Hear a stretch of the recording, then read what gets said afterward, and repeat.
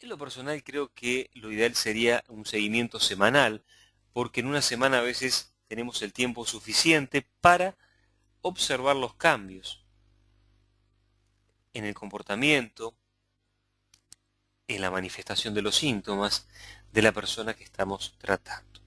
La ética es básica para un terapeuta floral y también para tener éxito como terapeuta podríamos tomar algunas presuposiciones o creencias útiles.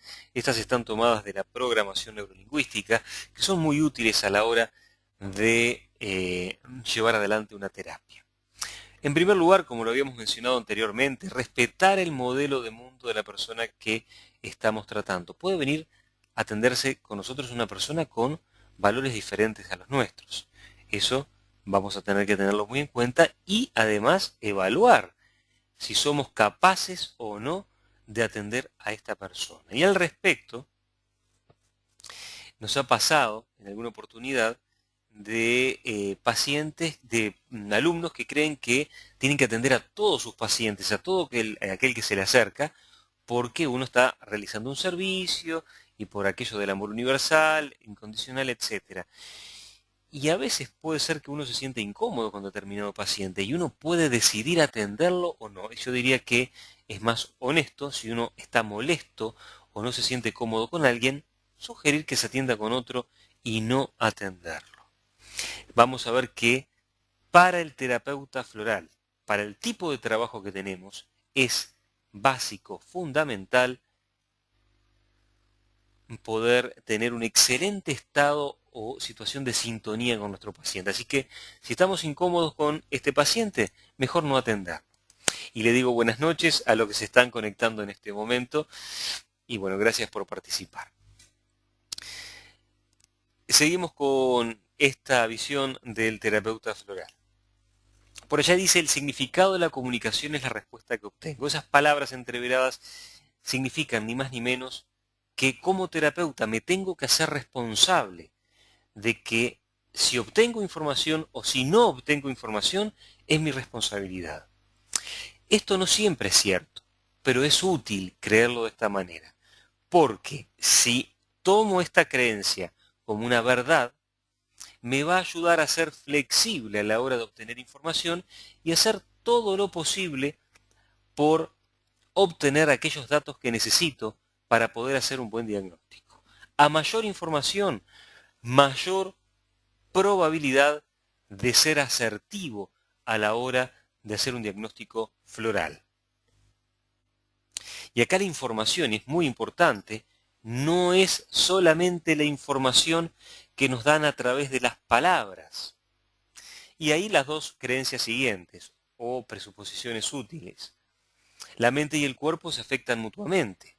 Por lo tanto, saber que el síntoma que está manifestando tiene que ver con la mente, pero también cómo están moviendo su cuerpo, el lenguaje corporal que tengan en ese momento, va a ser fundamental para analizar y para tenerlo en cuenta en el momento en que estemos recibiendo a nuestro paciente.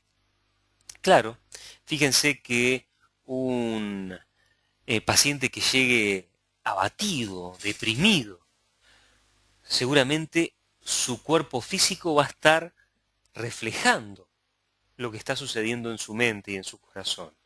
Seguramente se hunda en el sillón o en la silla, en el lugar donde estemos atendiendo. Y su cuerpo está reflejando eso que está viviendo. Si no, estaríamos frente a una incongruencia, algo que suele ser muy típico de las personalidades agrimony.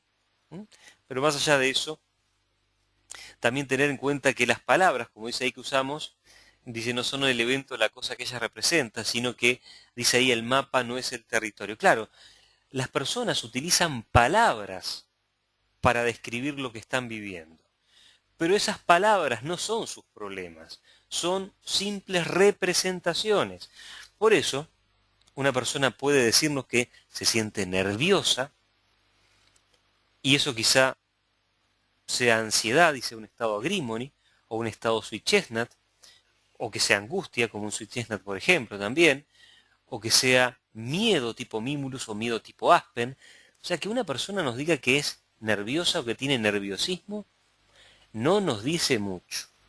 Está representando un montón de sensaciones y de situaciones que pasan por su interior y que a veces no pueden expresarlo de la forma adecuada para nosotros. Por eso es que esto que estamos viendo hoy, y seguramente terminemos la clase próxima en relación a cómo llevar adelante una consulta, yo les diría que es básico para poder tener éxito a la hora de atender a un paciente. Todo esto que estamos viendo hoy es información teórica y quizá no se vuelva carne hasta que ustedes no se dediquen a atender a pacientes, simplemente sean sus seres queridos, sus familiares, o quizá ya lo están aplicando inconscientemente. Les cuento que todos estos modelos de comunicación que estamos viendo son básicamente tomados de la programación neurolingüística, y en la programación neurolingüística lo que se hizo fue modelar a personas que eran exitosas llevando adelante entrevistas o como terapeutas. Así que desde ahí es que tomamos este modelo de la comunicación. Otra cosa que dice por allí, la información más importante que nos da una persona es su comportamiento, cómo lo hace en ese momento. Y esto es fundamental para el terapeuta, porque más importante de que nos cuente qué es lo que le pasa, sino es cómo vive lo que le pasa, cómo vive el síntoma, no tanto el síntoma que tiene, sino cómo reacciona frente a esa situación. Y a veces, cómo nos cuenta lo que les está sucediendo, lo que están viviendo, también es información muy importante para nosotros. La siguiente creencia útil para un terapeuta floral es que todo comportamiento tiene una intención positiva para la persona. Y esto es fabuloso. ¿Por qué? Porque de repente tenemos una persona que responde frente al mundo con indiferencia. Como por ejemplo puede ser una persona en estado Wild Rose.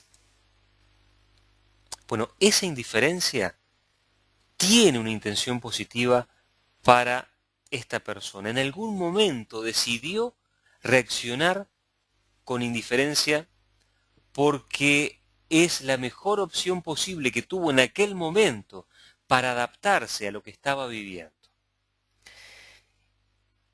Esto no significa que ahora sea la mejor opción posible. Eso quizá sea una decisión inconsciente que ha tomado en algún momento y no ha podido liberarse de esa decisión. Y así podemos hablar del miedo, de la depresión, de lo que sea. Incluso a veces las personas se están moviendo en sus vidas por decisiones que han tomado cuando eran muy pequeñitos, 3, 4, 5 años.